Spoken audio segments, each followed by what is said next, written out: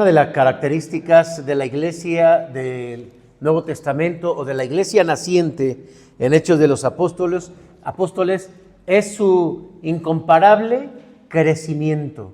Un crecimiento muy rápido. Si ustedes leen los versículos previos y los versículos que están después, vamos a encontrar que la iglesia tiene como característica la expansión, el crecimiento. Y hablar de crecimiento dentro de la iglesia, pues nos hace pensar en muchas formas de crecer. De hecho, hay toda una materia conocida como iglecrecimiento. ¿Alguien había escuchado este término, iglecrecimiento? Habla de técnicas, de formas, de estrategias que se pueden utilizar dentro de la iglesia para que la iglesia simplemente crezca. Hace tiempo estuve dando clases en un instituto bíblico, pero de otra denominación, es decir, no presbiteriana, y pude conocer al pastor de una iglesia grande, Y cuando digo grande, me refiero al que tenía como membresía cientos de personas. Y él me confesó que él había estudiado en un seminario presbiteriano, que le gustaba la doctrina presbiteriana, que incluso estuvo en un presbiterio, pero que él veía como que la iglesia no crecía. Entonces comenzó a implementar algo que para él en ese momento era bueno para que la iglesia creciera, y metió a la iglesia la doctrina de la prosperidad. ¿Alguien conoce esta doctrina de la prosperidad? ¿No? Bueno, pues entre otras cosas lo que se busca es que prosperes, que veas el evangelio como una enseñanza de crecimiento económico muy grande, y la forma en que lo hace es a través de la siembra. La siembra, ¿qué es la siembra? La siembra es que tú le das a alguien algo, porque si tú no repartes, Dios no va a venir la prosperidad. Entonces, si se enseña esta doctrina, pues hay que enseñar a que la gente esté dando para que reciba, así como una inversión. Pues te voy a dar 1,000 pesos, pero yo sé que Dios me va a regresar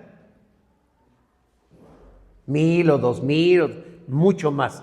Pero bueno, esta es una doctrina obviamente no cristiana. El consistorio comenzó a brincar, ¿no?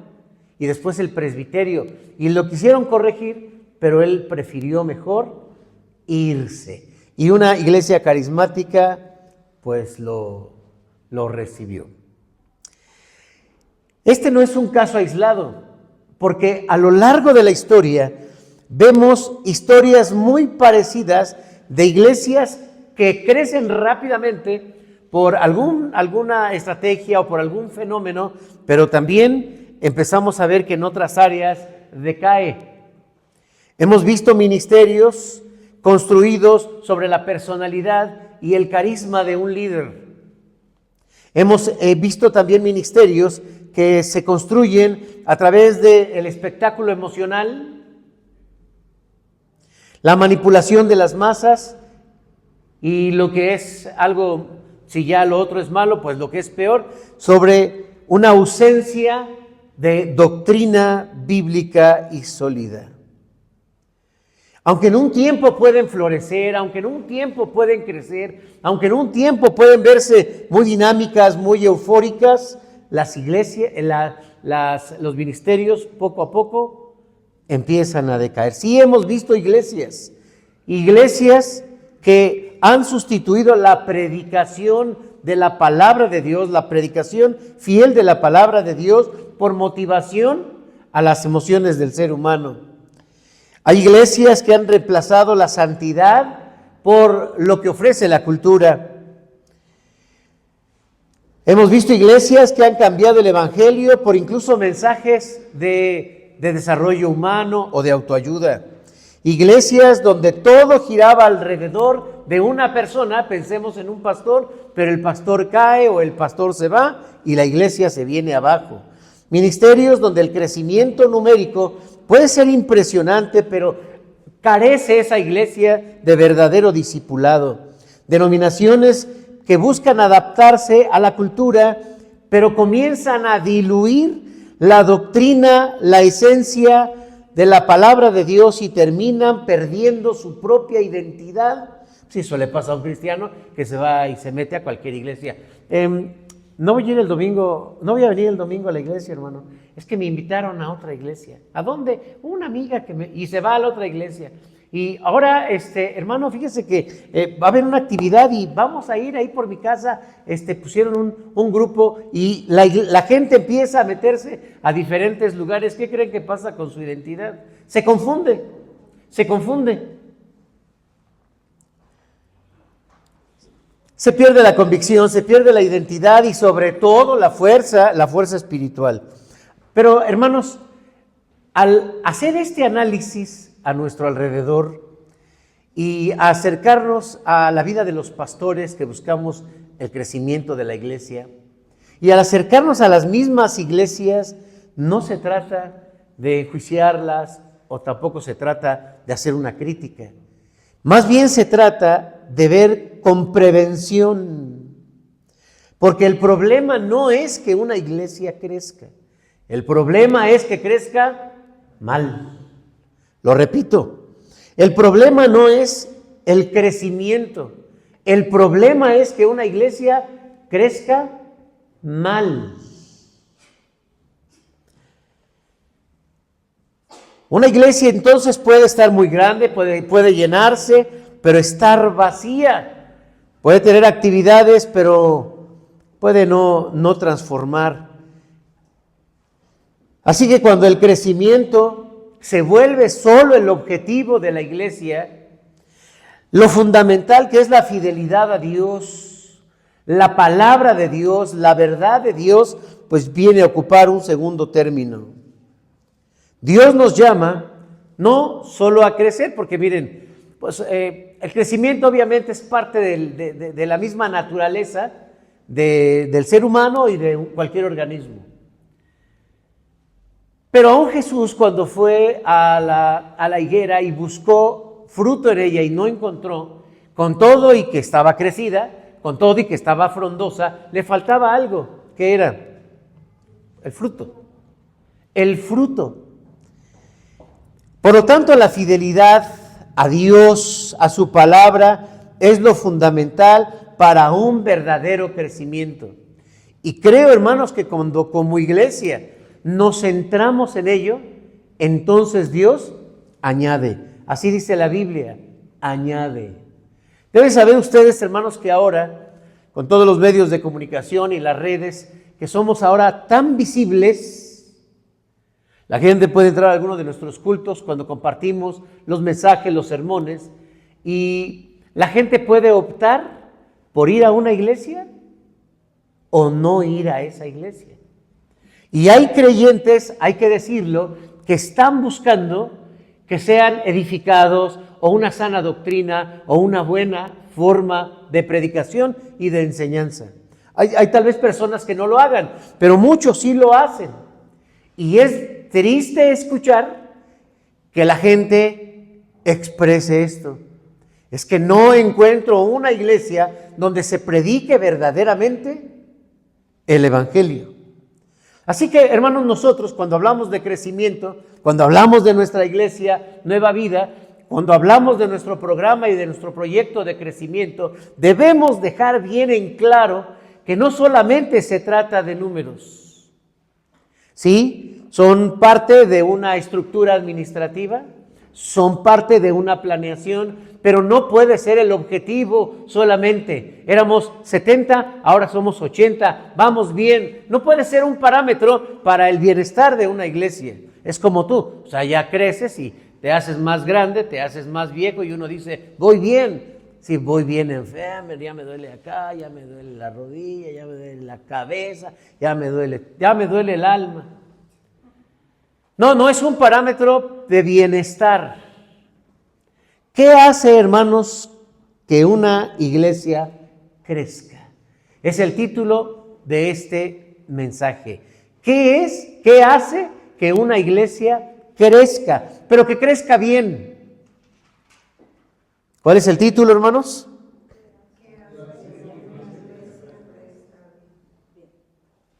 Pero con buena actitud, a ver, hermanos, otra vez. ¿Qué hace? que una iglesia crezca. Bien. Hechos capítulo 2 nos habla del crecimiento de la iglesia, pero no nos habla como un método, o no nos habla de métodos, nos habla del crecimiento como un resultado. ¿Notan la diferencia? O sea, la iglesia no comenzó a predicar con el propósito de que sean muchos, porque imagínense, o sea, en el primer sermón de Pedro, ¿cuánta gente se convierte al evangelio? ¿Dónde vamos a meterlos? Si ellos tenían un espacio de 120 personas, ¿se acuerdan del aposento alto? ¿Dónde iba a entrar tanta gente? No había una estructura previsible para poder congregarlos. Ellos comenzaron a hacer lo que tiene que hacer una iglesia y el crecimiento viene por añadidura. Cuando uno hace esto, entonces la iglesia tiene propósito.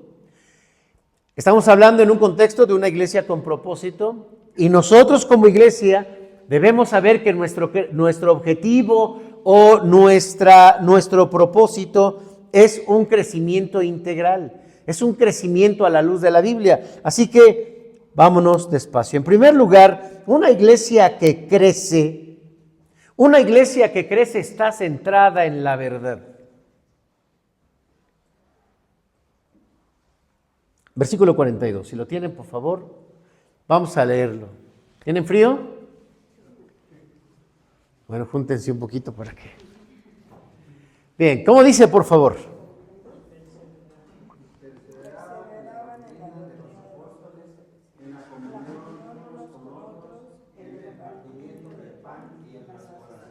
Bueno, ahora sí todos juntos. ¿Cómo dice?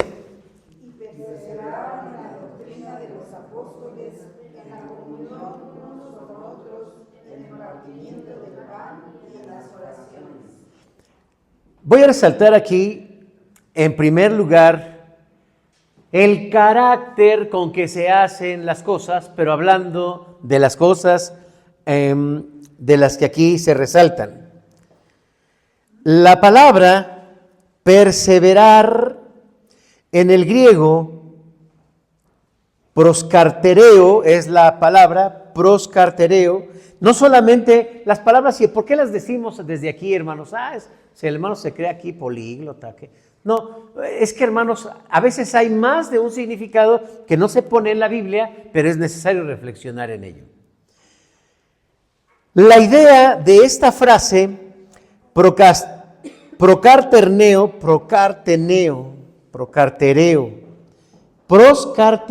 es difícil pronunciarlo. Sí, significa perseverar, pero también significa adherir, es perseverar hasta adherirte. Ese es el significado, es perseverar hasta adherirte. Estamos hablando, por ejemplo, de un hábito.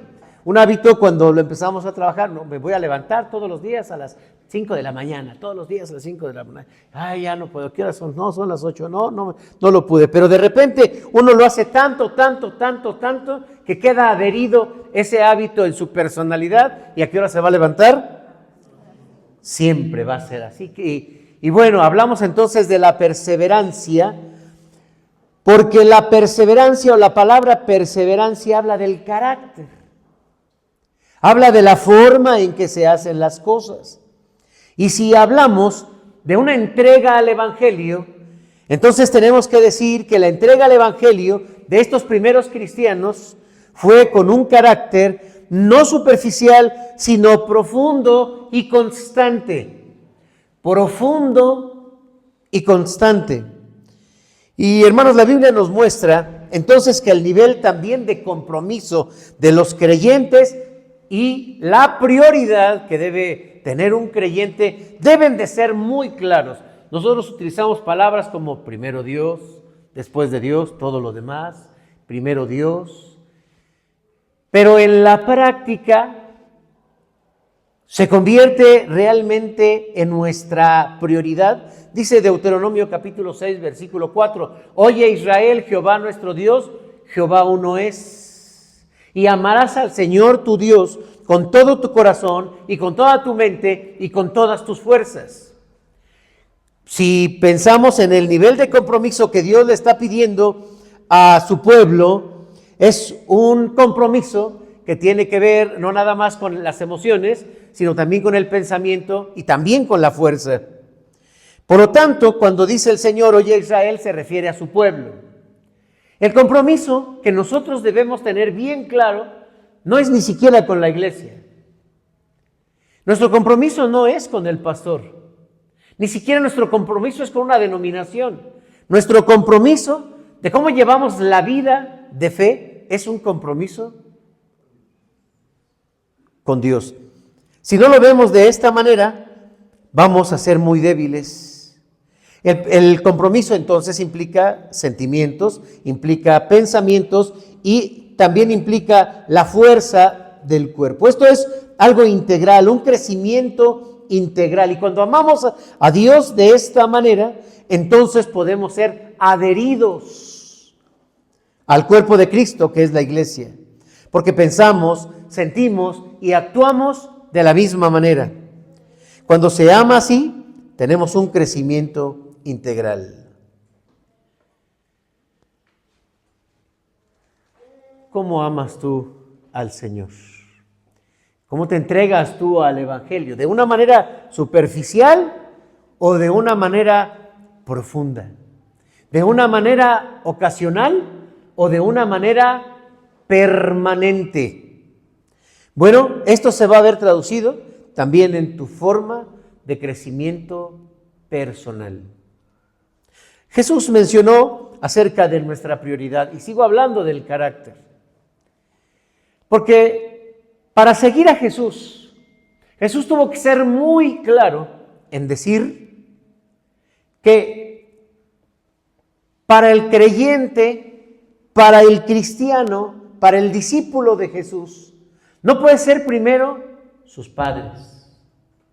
Alguien le dijo, Jesús, yo te quiero seguir, pero déjame primero entierro a mi padre. Y Jesús le dijo, deja que los muertos entierren a sus muertos, tú ven y sígueme. Pero el que haya dejado esposo, esposa, hijos, trabajo y todo y bienes por mí, recibirá 100 veces más. 100 veces más y aparte el reino de los cielos, la entrada al reino de los cielos. Es decir, nuestra prioridad no puede ser ni el esposo, ni la esposa, ni los hijos, ni papá, ni mamá, ni el trabajo. No puede ser todo esto, ¿por qué? Porque es muy clara la idea de seguir a Jesús. Cuando nosotros ponemos en primer lugar otros aspectos y después a Jesús, no hemos entendido el Evangelio. Lo repito, cuando nosotros ponemos todo esto que para la sociedad tiene un valor muy importante, pero no para el Evangelio, no hemos entendido el Evangelio, no lo hemos entendido. Dejarlo todo para seguir a Cristo, hay que entenderlo correctamente. No se trata de que soltemos todo como en la novela de Juan Bunyan, El progreso del peregrino, que abandona a su mujer. O sea, no se trata de eso. Se trata de en dónde ponemos a Dios. Muchos pastores no predican un evangelio de compromiso por el temor a que los hermanos primero se ofendan y se vayan de la iglesia. ¿Creen ustedes que pase esto? ¿Qué dicen? Si hay creyentes que se ofenden por el sermón. Y se van de la iglesia. Vivimos en una época donde muchos creyentes quieren sentirse bien, por eso van a la iglesia, para sentirse bien, pero si escuchan algo desde el sermón que no les gusta, entonces se sienten mal. Por lo tanto, la iglesia, si lo vemos en nuestros tiempos, no está teniendo el mismo nivel de compromiso. Una iglesia no crece porque se llene. Una iglesia crece porque se forma. Una cosa es meter gente y otra cosa es formar gente. ¿Qué preferimos? Yo les pregunto a ustedes, ¿qué prefieren? ¿Una iglesia llena o una iglesia formada como verdadero discípulo? ¿Qué prefieren? Yo también. Y creo que la iglesia también. Entonces debemos enfocarnos en trabajar en nuestro carácter para cambiar nuestro pensamiento de acuerdo a la palabra de Dios, cambiar nuestras emociones de acuerdo a la palabra de Dios o sentimientos y cambiar nuestra conducta a la palabra de Dios. Necesitamos trabajar, hermanos, porque la vida cristiana no se trata solamente de fe, se trata de carácter. Donde quiera que abramos la Biblia y desde Jesucristo hasta el final del Nuevo Testamento, encontramos que el carácter define las convicciones de un creyente o lo debilitan para ceder a la presión y a la persecución. La iglesia crece, hermanos, desde este punto de vista bíblico, cuando la verdad y la doctrina que estamos mencionando dirige el pensamiento, dirige la forma en que pensamos, pero también dirige las emociones y nuestras acciones. Ahora, dice este pasaje que sí, tenían su carácter, se estaban esforzando y perseveraban en la doctrina. Se refiere a la enseñanza de los apóstoles. La iglesia tiene diferentes métodos de enseñanza de la Biblia. Voy a comentar algunos. Por ejemplo, una clase de escuela de formación cristiana. Sí, aquí tenemos clase de escuela de formación cristiana. También una clase dentro de la sociedad. Sí, de la sociedad, ya sea de jóvenes o de la femenil o con los niños, como ministerio infantil. También tenemos una clase de un estudio bíblico. Tenemos otra forma, un devocional, una conferencia, un sermón, un discipulado. Todas estas son formas de enseñanza, todas. Puede haber, tal vez, si ustedes quieren, por lecturas y cosas así, pero todas estas son formas de enseñanza bíblica. ¿Ustedes cuál prefieren? ¿Una clase, un sermón, un estudio bíblico, un devocional? ¿Qué prefieren ustedes? ¿Con qué se acomodan más? Mago me decía que en el sermón. Ella. ¿A ustedes como qué les gusta más? ¿Con qué se acomodan más? El sermón y la escuela de formación. Con confianza, yo no me ofendo. Ya si ven que no les hablo, es que sí me ofendí. Los demás, a ver, ¿a ti hermana, qué te gusta más? ¿Con qué te acomoda más el aprendizaje? ¿Con el sermón, la escuela de formación cristiana, un estudio bíblico, un devocional? ¿Qué? A mí me gusta mucho el sermón. El sermón. ¿Los demás? Sermón y clase. Sermón y clase. Pues eres pedagoga. ¿Tú también eres pedagoga? No. Sermón y clase. Hermana. Sermón. Estudios bíblicos. Ok, sermón y el estudio. Ahí atrás. Sermón y estudios bíblicos. Sermón y clases. Sermón. Ya.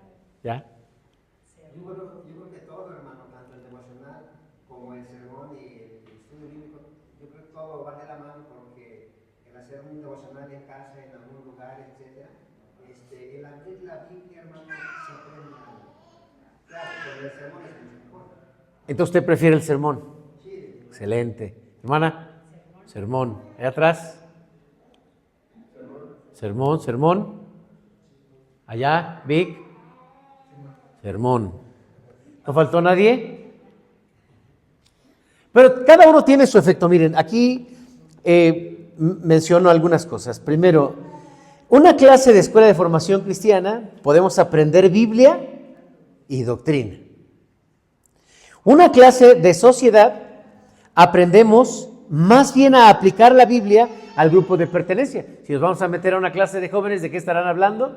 De un aspecto de los jóvenes. Si nos vamos a meter a la femenil, pues cosas de mujeres. Y de los niños, bueno, pues también de los niños. Un estudio bíblico puede afirmarnos la fe y puede ayudarnos a comprender profundamente la Escritura.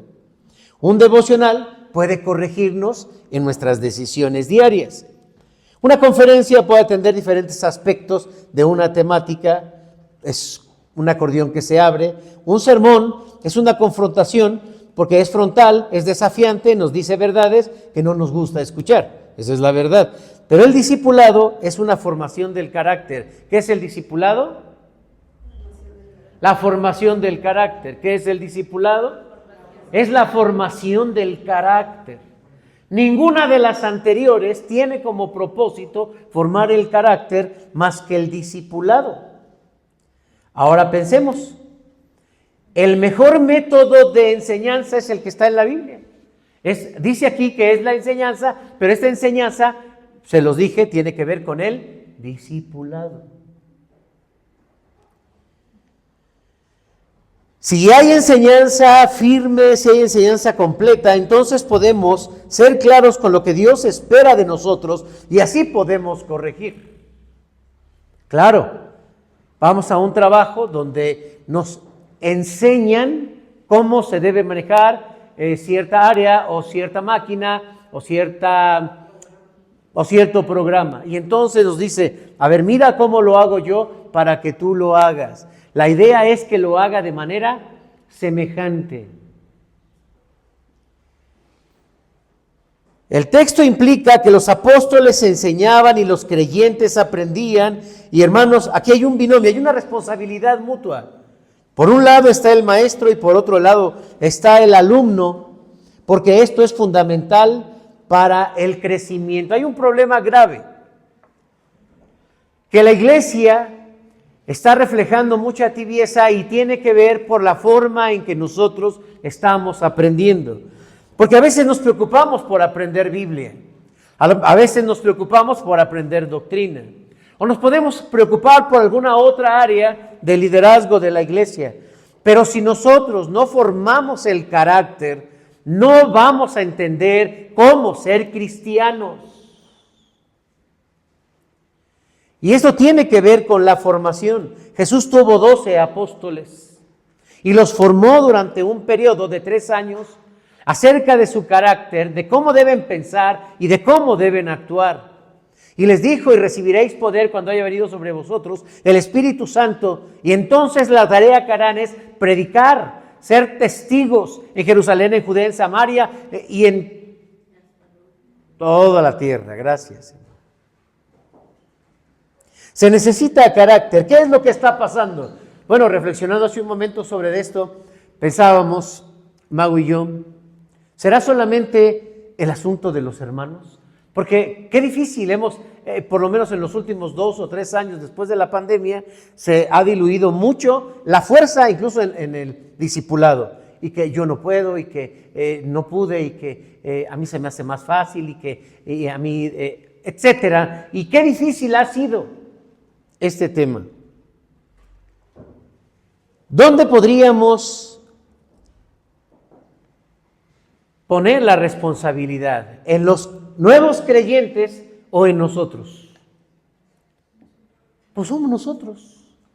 Somos nosotros quienes hemos abaratado la exigencia de un discipulado y con que venga a la iglesia porque estamos enfocados en números. Entonces hay que ser más, porque en el presbiterio pues así nos tienen, ¿no? A ver, hermanos, ¿cuánto crecieron estos 6 meses?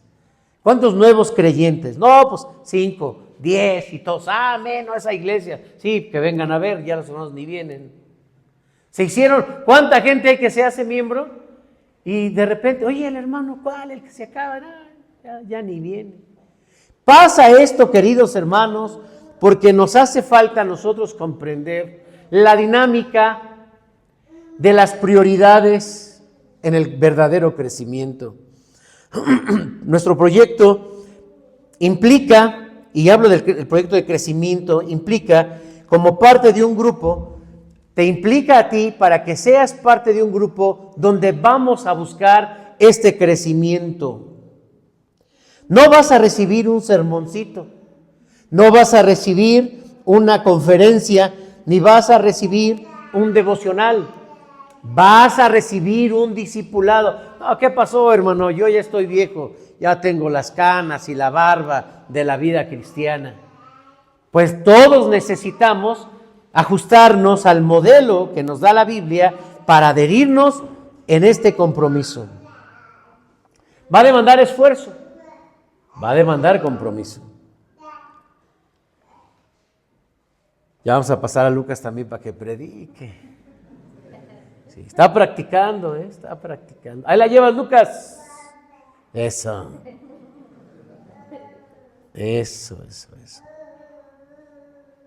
Hablemos rápidamente de la coinonía. Bueno, y hace rato que mencioné, hermanos, acerca de los diferentes métodos. El discipulado, hermanos, tiene que ver con que las personas sean como nosotros. Y la verdad es que podemos pensar, sí, a veces somos débiles nosotros, pero no tanto como el que va comenzando.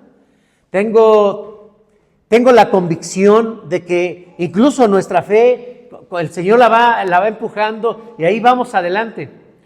Pero la gente que más se compromete, hermanos, es la que podría entonces pues generar un buen resultado cuando va a formar a alguien. Simplemente el discipulado es: mira cómo sigo a Cristo y síguelo tú también. Mira lo que estoy aprendiendo de Cristo y hazlo tú también. Mira la manera, de eso se trata, de formar el carácter, que se vea la manera. Así que cuando tú vas a trabajar en el sentido de voy a discipular a alguien, y si le llevas nada más solo una clase de lo que es la iglesia o la doctrina, estamos haciendo un trabajo meramente parcial. Se necesita trabajar el carácter de las personas, que bueno, tenemos la esperanza de que cuando venga la gente y cuando escuche los sermones se pueda como que ir madurando. Hay que hacer cosas en el camino, hay que se forme con los días, hay que con los sermones pues mejore. Y créanme, hermanos, aunque muchos de ustedes optaron por el sermón es el más confrontado, es el más criticado. Puedo dar un estudio bíblico y nadie me ha dicho, no, hermano, yo estoy de acuerdo contigo porque la Biblia o porque la doctrina. No, yo no tengo ese problema, ni en el seminario, ni en las clases, ni aquí. Pero cuando he dado sermones más confrontativos, me han parado allá abajo y me dicen, hermano, yo no estoy de acuerdo con eso. Y le dije, mire, hermana, el sermón ya acabó. Ya no me pongo a pelear con el hermano. Iba a decir hasta el nombre, me iba a salir. Sí, hermanos, hay personas que de verdad me esperan abajo y a veces es el mismo, a veces es otro. Es confrontativo porque no nos gusta o simplemente podemos salir de aquí y yo nunca he escuchado que se critique una conferencia, que se critique el devocional o que se critique la clase de escuela de formación cristiana. No, pero el sermón, ese sí. Hermanos, el sermón es muy débil, pero el sermón ni siquiera es bíblico, acuérdense, eso no está en la Biblia. El sermón es una estructura, sí, de expresión y hay que poner sermón, ya está en toda esta dinámica, pero eso no es bíblico. Lo bíblico es el discipulado y el discipulado forma. Por tanto, hermanos, si a ustedes les gusta el sermón, pues qué bueno, hermanos, pues es bueno, pero hay que saber y hay que entender que es la palabra de Dios. Solo escuchen y se darán cuenta, el pastor dijo esto, la hermana dijo esto, el hermano, esto, ¿sí? Sí, porque somos como predicadores objeto de rechazo, objeto de confrontación, objeto de crítica, y no lo digo para que se desanimen, sino más bien lo digo para que no lo vayan a hacer ustedes. Bien, pasemos al segundo, la comunión. Dice entonces nuestro versículo que permanecían en la doctrina, perseveraban en la doctrina de los apóstoles y en la comunión unos con otros. Hemos hablado de la comunión, de hecho la semana pasada escuchamos 2 mensajes acerca de la comunión, pero hasta este momento aparece la palabra koinonía. La palabra koinonía se puede traducir como comunión, pero una comunión muy diferente a la que hemos estado hablando. Porque ahora la palabra koinonía, que se puede definir como comunión y compañerismo, hay que diferenciarla porque en algunas iglesias dicen, hermanos, es el momento de koinonía, salúdense. Y entonces nos saludamos y hola, hola, hola, koinonía, koinonía, ¿no? Y ya, se quedan algunos platicando. No es amistad la koinonía, hermanos. Es buena la amistad, pero koinonía no es amistad. Hermanos, koinonía tampoco es un equipo de trabajo, ni un equipo laboral, tampoco es igualdad y tampoco quiere decir que te caiga bien. Aquí me gusta la koinonía porque me caen bien los hermanos. Eso no es koinonía.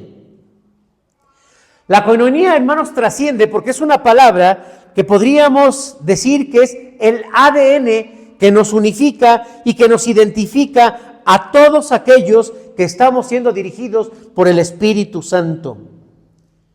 En una colaboración cristiana es el pacto de amor que no lo dicen las palabras, sino que es lo que hizo Cristo por nosotros para estar bajo el señorío de nuestro Señor Jesucristo.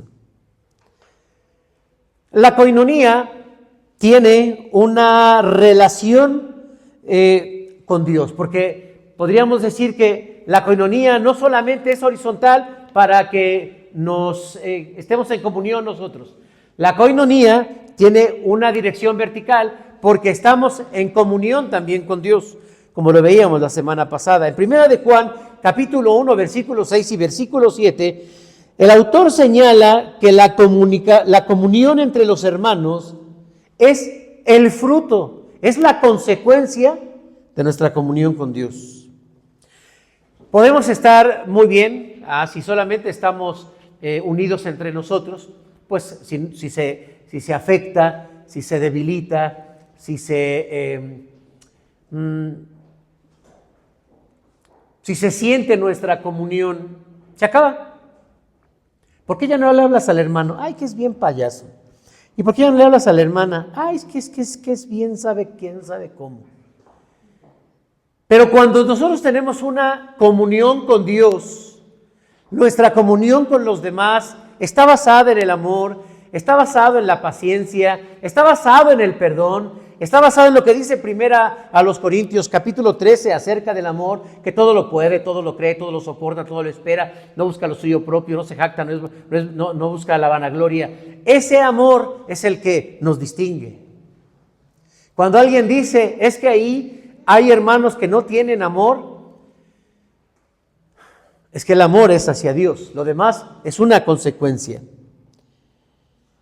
Eso nos permite, hermanos, compartir la vida, nos permite participar con Cristo, nos permite tener una fraternidad con el Espíritu Santo. La koinonía es vivir en fe, en comunión, caracterizada, como lo enseña la Biblia, en generosidad, apoyo mutuo, participación activa en el cuerpo de Cristo. Dice la Biblia que todo lo tenían en común, compartían según la necesidad, estaban juntos y comían con alegría y sencillez de corazón. Esta es la vida cristiana, esta es la vida en el Espíritu, esta es la comunión. Pero déjenme pasar rápidamente a la última parte de este mensaje, porque no es menos importante el punto número 3. La iglesia que crece, hermanos, depende de Dios. La iglesia que crece depende de Dios. No depende ni del pastor, no depende ni de un programa, ni depende de los líderes, tampoco de los dones de los líderes. Es que si viniera tal hermano, ese hermano sí predica así como con ganas, ese sí le echa ganas y la gente va a entender. No, hermanos, no podemos depender de los hombres. Yo creo que una de las cosas que han entristecido más al cristianismo, por lo menos en los últimos años, del 18 para acá es ver ministerios de miles de creyentes que se acaban porque el líder decidió dejar la iglesia. Sí, hay mucha decepción. Ay, este hermano, yo lo escuchaba, ay, yo lo seguía, ay, sus alabanzas. Se cayeron y se cayó la iglesia y se acabaron los ministerios. Porque confiaron en el nombre y no en Dios. Hermanos, esta iglesia debe de cifrar su confianza, su trabajo solamente en Dios. Miren lo que dice, perseveraban también. Versículo 42, partían el pan, en el partimiento del pan y en las oraciones. Esa es la vida espiritual de la iglesia. El partimiento del pan nos recuerda el corazón del evangelio, que es la muerte de Cristo. Lo vemos representado en la Santa Cena. Y la oración, hermanos, nos conecta a Dios. Cuando partimos el pan, y que miren, hermanos, ya hablaremos en otro momento acerca de la comida, pero esta ceremonia de la Santa Cena nos recuerda que Cristo murió por nosotros, nos recuerda que estamos unidos a Jesús en su muerte, nos recuerda que recibimos su sacrificio, que tenemos disposición a morir por Él y que también hacemos un acuerdo con Él y un testimonio, porque también, hermanos, en la antigüedad cualquier testimonio se cerraba con una comida. Y la oración, hermanos, sabemos que el Señor calma la mente, ordena las emociones, fortalece la fe, porque en la oración el alma vuelve al lugar correcto, la dependencia a Dios. No es que los hermanos no me ayudaron, no es que los hermanos no estuvieron conmigo, no es que los hermanos, todo y la iglesia va a fallar, pero Dios no falla. Hay que mostrarle a la gente, hermanos, y hay que mostrarnos nosotros de que nuestra mirada no puede estar puesta en los hombres y en las mujeres que dirigen, que cantan, que enseñan, que comparten, que acompañan. No puede estar nuestra confianza allí. Por eso la oración. Debemos depender de Dios. Debemos depender de Dios. Y miren, hermanos, aunque a veces dicen, vamos a orar por fulano de tal que está muy enfermo, y gracias, qué bueno, porque ya sanó, porque muchos hermanos están orando por esa persona. No, pues si han orado más por otros y se mueren. Eso no puede ser una percepción, sería una confianza en el hombre. Es que, hermanos, entre más oremos, entonces Dios va a decir, ¿cuántos van? No, pues lleguen a 5,000. Y ahorita les respondo, pues ni que fuera el Teletón, ni el juguetón, ni ese tipo de ofertas. No, hermanos, hay que confiar plenamente en Dios, porque solamente Dios es la fuente de todo bien. Que bueno, la sensibilidad y la intercesión es porque el Señor así nos lo pide, pero no tiene el efecto ni el poder para sustituir la presencia, el amor, la paternidad de nuestro Dios. ¿Cuál fue el resultado? ¿Cuál fue el resultado? Versículo 47. En la última parte, y el Señor añadía cada día a la iglesia a los que habían de ser salvos. Observemos bien esta parte. No fueron los apóstoles, no fueron los creyentes, ni siquiera fue su testimonio quien añadía a las personas nuevas. El Señor. El Señor. Podemos salir y compartir el evangelio, invitar a personas a que vengan a las actividades de la iglesia, pero el que va a traer aquí personas es el Señor, hermanos. Es el Señor. Que nos use, gloria a Dios, pero es Él, es Él, es Él, y no debemos desesperarnos. Hermanos, una iglesia no se mide por el número de personas que están conformándola. Aunque claro, en nuestra constitución como Iglesia Nacional Presbiteriana dice que para ser una iglesia, ¿cuántos miembros debemos ser? 60, como mínimo, 60. ¿Sí? Pero imaginemos a Jesús, hermanos, dice que le seguía una grande multitud. Y entonces Jesús se voltea y les dice a todos los que le están siguiendo, a ver, vamos a dejar las cosas claras. Ustedes solamente me siguen por lo que les doy, pero su corazón está lejos de mí. En ese momento, ¿qué hizo la gente? Lo dejó. Lo dejó. Entonces imaginemos a Jesús, oye Jesús, y toda la gente que te seguía, los que ya se habían ganado, ¿dónde están? Y los apóstoles le dijeron, mira Jesús, ya se te fueron, ya se te fueron. Y Jesús dijo, pues si ustedes también se quieren ir, ¿cómo van? Bueno, les dijo así, también se pueden ir. Yo voy a esa iglesia porque ahí sí está el Espíritu Santo, porque hay mucha gente. Es una equivocación y es una percepción miope. Hermanos, es el Señor el que añade. Esta es la clave del crecimiento. Este es el verdadero crecimiento y es lo que buscamos como iglesia. Hace poco, leyendo precisamente este programa sobre el autor Rick Warren, él escribió un libro que se llama Una iglesia con propósito. Una iglesia con propósito. Su iglesia pasó de 2, 3 personas a ser una iglesia de cientos y miles de personas en Estados Unidos, en Saddleback. Pero cuando empieza su libro, no voy a usar este libro, présteme un libro por ahí, libro, no Biblia, sino un libro. Bueno, ahí tengo. O sea, uno comienza a leer y dice, miren, así dice Rick Warren, Rick Warren, si me llega a escuchar, don't worry, be happy, porque habla en inglés.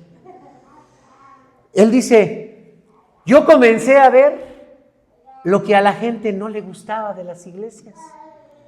No, es que no me gusta sus formas de culto. Lo cambiamos y lo cambió. No, es que a mí no me gusta que haya púlpito. Lo cambiamos y quitó el púlpito. No, es que a mí no me gusta ese tipo de liderazgos. Lo cambiamos y se ajustó. ¿Sí? Es más, si ustedes ven a Rick Warren, le pueden poner ahí Rick Warren. Yo nunca lo he visto con una corbata a Rick Warren. Pero pasa con camisas de manga corta, floreadas, como si estuviera en la playa y está predicando, porque eso le gusta a la gente. Bueno, Rick Warren, no estás aquí, pero con todo el respeto. Yo pienso, hermanos, que no podemos ajustarnos a lo que le guste a la gente. ¿O ustedes creen que sí? ¿Qué tendríamos? ¿Qué tendríamos? Imagínense, tan solo uno como pastor que hiciera lo que la gente quiere. Es que, hermano, a mí me gusta que haga esto, que haga lo otro. No, o sea, no podemos hacer eso. Hermanos, tenemos que ajustarnos al Evangelio, tenemos que ajustarnos a la palabra. Y yo no estoy diciendo que lo correcto sea el traje, porque ni traigo yo tampoco corbata, ¿no? Sino me refiero a que no es la estructura lo que trae, o romper la estructura lo que trae. Pero es el Señor, y si el Señor lo está haciendo de esa manera, pues gloria a Dios, no gloria a Rick Warren, gloria a Dios. Porque Él es el que trae a las personas. Y si a través de este programa hay convicción y hay crecimiento, gloria, gloria a Dios. Termino así, hermanos. El crecimiento de la iglesia es un diseño de Dios. La verdad debe dirigir nuestra mente y nuestra vida, la comunión, el corazón, la oración que sostiene el alma y el propósito debe dirigir nuestra vida como creyentes y como iglesia. Y entonces vendrá el crecimiento.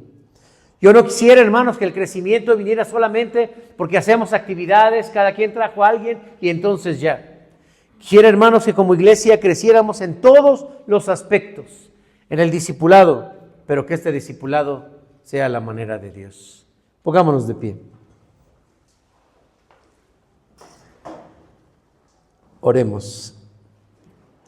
Amado Padre, gracias por recordarnos en tu palabra que en nuestro peregrinar como iglesia en esta tierra puede conocer tal vez métodos, programas de crecimiento y poner a un lado tu palabra. Señor, no permitas que eso sea, sino que nosotros como iglesia podamos partir de tu palabra, Señor, y si de alguna manera los métodos, las estrategias pueden ser de utilidad, que jamás, Señor, sean un sustituto, solamente una herramienta. Oramos, Señor, por este programa que queremos implementar con la dirección de tu Espíritu Santo en esta Iglesia Nueva Vida. Oramos, Señor, por la adhesión y participación de cada uno de mis hermanos y que sea para tu honra y tu gloria y que en tu gracia, Señor, añadas a los salvos a tu Iglesia. En nombre de Jesús. Amén.